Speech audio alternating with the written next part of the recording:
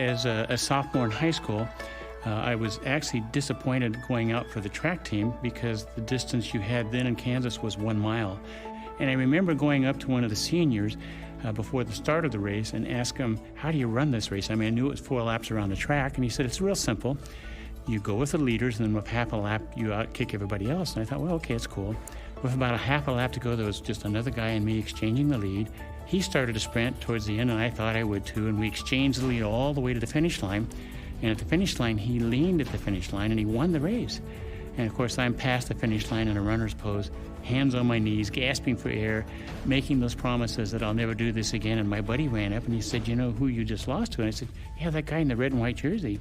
He said, you know, he's the defending state champion at 1 mile.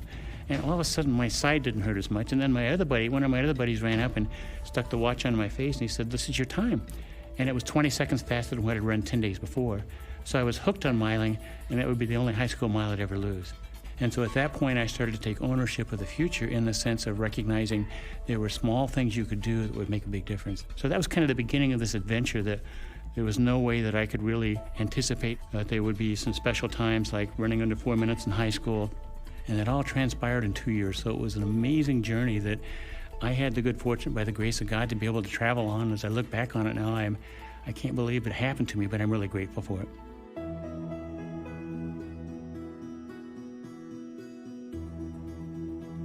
I, over a period of time, will have covered well over 100,000 miles of running. The joint discomfort was progressive, but I come to recognize that that was part of what most runners talk about over time, that as a result of as many miles, as much stress as they put on their joints, that this was sort of a natural progression. I just didn't like the progression. And then I happened to see a TV commercial with Dr. Henderson on, talking about joint discomfort. And he began talking about the benefits, and after watching it for a few times, I thought, I'd like to try Cosamin ASU. And I found that there was an enormous change almost immediately for me. I am now active.